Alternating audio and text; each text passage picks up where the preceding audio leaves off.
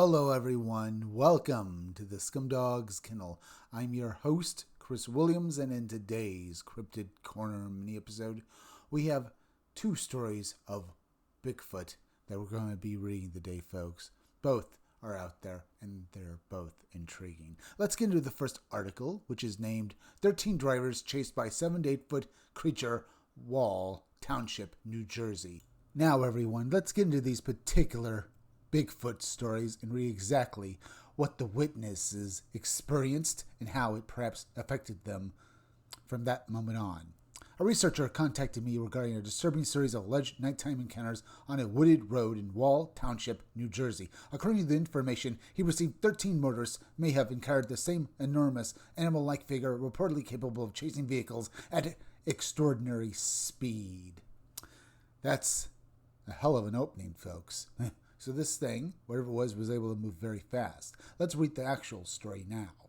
The initial contact. Mr. Strickler, Greens. I have some information about a possible cryptid in Wall Township, New Jersey. I am currently in the process of verifying 13 witnesses and their witness accounts involving people who claimed they were chased in their cars at night by a 7 to 8 foot something. The incidents reportedly occurred on a particular road on various occasions.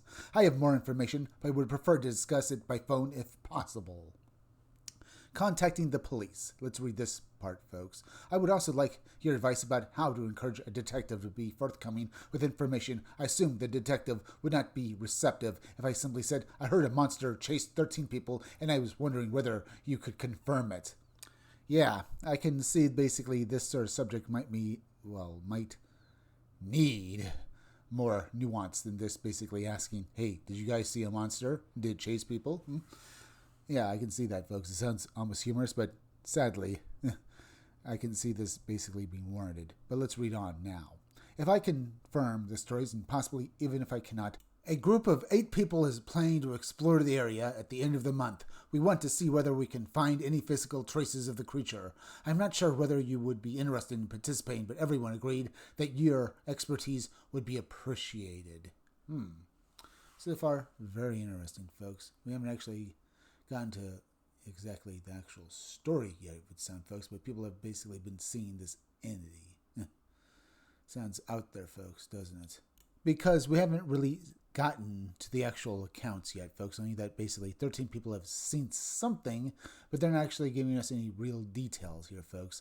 I mean, who these people were, or basically exactly what they were doing exactly as these incidents happened, and exactly what happened, well, directly afterwards. Did they run, or did they just stand there in panic?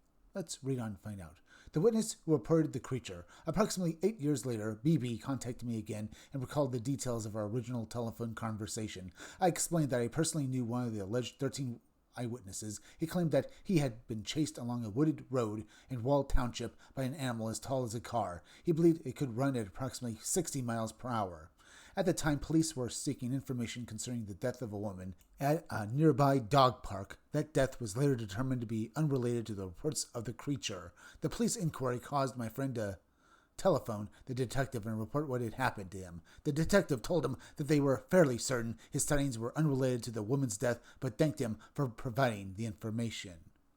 Because maybe this information would basically, do something for the case that they were investigating, folks. Either way, we have a woman's death here being, I guess, not directly connected to this entity's sightings, but that this crime took place in the same general area as the sightings is concerning, folks. Do you think the entity was behind it? I have my doubts, but the fact that it happened in the same area is just strange, folks. But let's once more read on. 12 similar reports. My friend apologized to the detective and said that he was sorry if he sounded crazy. The detective reportedly told him that he did not sound crazy because 12 other people had reported the same thing that night.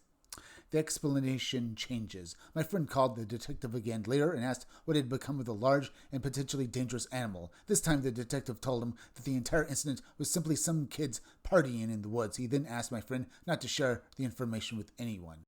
Now, that sure sounds like a cover-up to me, folks. It sounds too convenient that this detective would say that it was just a bunch of teenagers partying in the woods.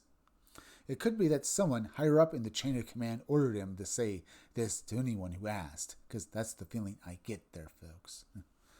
because it sounds too convenient. But then again, there's also the possibility it's true. But now, folks, let's continue with the story. Our previous discussion, you told me that the description sounded like it could have been a Bigfoot or another large cryptid. You also believed that the police might have been attempting to suppress or minimize the situation. You suggested that speaking directly to the police would probably not produce any useful information. You said it might simply alert them that someone was independently investigating the reports, so I decided not to contact them. You also gave me several practical safety recommendations for entering the area and searching for evidence. Well, that does sound interesting, folks.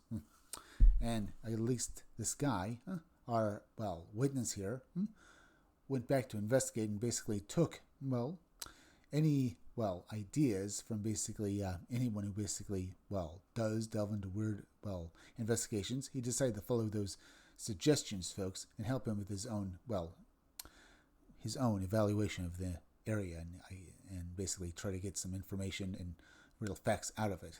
Once more, let's finish off this article before we discuss any further. The investigation. We never reconnected after our group entered the woods. I would be happy to tell you what we found, although that discussion might be better conducted on the air. Either way, something happened, folks. Something that our witness saw, and, it sounds like it was Bigfoot, as I said, folks, this large, hairy animal. But it was able to chase people who were basically apparently in vehicles when they were driving away, folks. So it sounds like it could basically be far faster than any man. Certainly faster than even basically a pro athlete, folks. And I would imagine that anyone would be terrified out of their minds if some large hairy entity around 8 feet tall was rushing at you far faster than most people could even possibly hope to run, folks. Yeah, it sounds like the kind of situation that most people would probably just, if it happened to them, they might shut down in sheer terror of what they were witnessing, folks. Just shut down like basically they were, literally impaired physically and stuff like that. But now, folks, let's move on to the next Bigfoot story we have for us today to read through. Tennessee widow confronts a white-gray Cherokee devil on a remote homestead. And let's hear about this, particularly bizarre Bigfoot encounter where we have a sighting of a white Bigfoot, folks, or at least something close to it. But let's read on. A widow living off-grid with her children in rural Perry County, Tennessee, says that months of howls, wood knocks, thrown rocks, and fleeing white forms eventually led to a direct encounter beside a creek. The incident became even more disturbing when her adult son apparently mistook the pale humanoid figure for his mother. Well, depending on how far away the son basically saw this entity, I can believe that happened, folks, that he would mistook this entity for his mother. But now let's get into the actual full account now. Strange activity around the homestead. I moved to Linden, Tennessee in Perry County about a year ago with my children. I am a widow who was simply trying to live off-grid on a homestead. We would hear howls, knocks, and other strange sounds, but we did not think much of them at first. The local people refused to come to our little homestead. Eventually we found someone willing to deliver hay, but he would only come during daylight hours. Occasionally we would see a white blur or have a heavy rock land near us, but nothing serious ever happened. A new neighbor eventually moved onto the property, about 20 acres away from us. Horrendous things began happening there. They found dead animals and discovered damage to their property. They came to us and asked us to investigate. It could be that basically with these people moving into this, home, it's somehow, angered or basically, I guess, spooked these entities, folks. But I don't know, folks. Asking the neighbors to investigate it, why not ask, a private detective after hiring them to do it, or ask the police? That sounds more logical to me. But now, folks, let's read on. The local warning. My son later mentioned the strange activity to a local man he works with. The man turned, looked him directly in the eyes, and said, "It's the Cherokee devil." I had to look that name up. We still tried to dismiss the idea until spring arrived. Now, I've read about other stories in which basically, presumably, a Native American man, basically after being asked about what this activity was, mentioned basically an entity from their folklore. Now, I don't think this is the same story, but it sounds damn close to it, folks, with this presumably other Native American man basically giving an idea what this entity could be. Either way, Cherokee devil, calling it that is just as good as basically calling it Bigfoot, folks, because you need actual real proof to prove any of it. So maybe the Cherokee Devil is just another name for Bigfoot in Native American lore, though there are probably other legends associated with this particular entity that separates it from Bigfoot. But now, folks, let's once again get back and read more of this story. The creek encounter. We were walking along the creek on our property and decided to separate so we could find the spring that feeds it. My 22-year-old son suddenly began waving and calling out, "Hey, wait up for me." I looked at him and realized that he was not facing me. I turned toward the direction he was looking and saw what appeared to be a whitish-gray Bigfoot. The creature turned and began moving toward my son. I yelled, "Hey, I'm over here. That's not me." Now, this guy, the son here, mistook this entity for Bigfoot. Could it be that basically he really did see his mother there, folks? That maybe this entity somehow glamored itself to look like it's, like his mother? The fact that this entity was approaching the son is concerning here, folks, because, if you were basically fooled, or basically your mind basically Jedi mind tricked, and then right before basically it attacked, the illusion came off, folks, that would basically be the worst thing to happen, folks. So it's good that this mother saved her son. But once again, let's get back to the story, folks, and read more because it's so much fun. Protecting the creature. I do not want people coming here and trying to hurt it because it has never touched any of my animals. If one of our animals dies because of the weather or another natural cause, we carry the carcass to an area where we believe the creature sleeps. I'm curious whether you have heard of this creature and what you can tell me about it. Only the various stories basically he's probably, researched over the years, folks, and maybe a few reports on some of the evidence, like, tracks, and maybe hair samples, folks.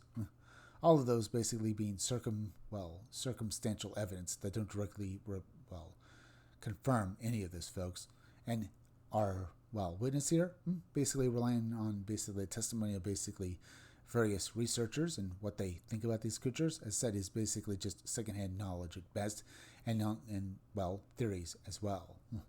Either way, you get the idea. Her talking to anyone basically would just give her only a rough idea because we don't know that much about these entities, folks. Either way, let's continue with this story and get back to it. The witness later provided an update after receiving information about the Cherokee legend Sol Kalu. It is crazy. I read the link and information you forwarded to me. I have spoken with local Cherokee people here, and they seemed surprised that it has left me alone.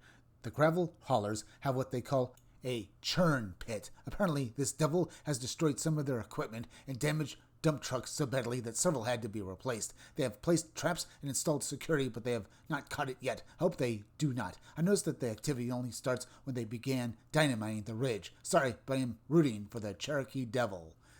Because perhaps this entity, folks, whether it be some mythological entity or an actual unknown, biped, probably deserves to basically be left alone. Either way, all we can say, folks, with that little update on the story, folks, is that, man is, intruding on basically these entities, living spaces. Let's just say that, folks. And perhaps one day this will lead to basically a revelation that these entities actually exist. But that depends on how and what these things really are. Are they animals? Are they something else? Or maybe several something else's? Have you ever thought that the reason why we've never been able to prove the existence of Bigfoot or Loch Ness Monster, folks, or other cryptids, is perhaps there are several forces preventing us to do so. One, the government, because maybe these, entities jeopardize their worldview, because if it is proven that these creatures exist, then it basically changes everything. If you look at Bigfoot, folks, he's probably, most people would think it proves evolution is real because he's obviously the missing link. But what if it proves that maybe we're not from Earth, folks, or that there are far stranger things going on? And what about whatever force is actually protecting it and other cryptids? Is it the government, or is it possible that maybe we're not alone on this planet, folks, and not just cryptids, animals and stuff like that, but perhaps there's a race or several races, maybe even alien, protecting these entities from basically the general public. Either way, folks, we're at the end now, so please go subscribe to my YouTube channel, Read Comics That Are Bad For You. You can use the YouTube link down below in the descriptions of the chat to go subscribe me. Hit that like button for me, make sure you're still subscribed, leave some comments down below, hit that bell for notifications, make sure to hit the part of the bell that give you all future notifications, and please share this video out. I'm Chris Williams from the Scumdogs Kennel. Thank you all for joining me. I'll be back again tomorrow with another great video, so be sure to come back again then. Until next time, folks, I'll see you all again soon.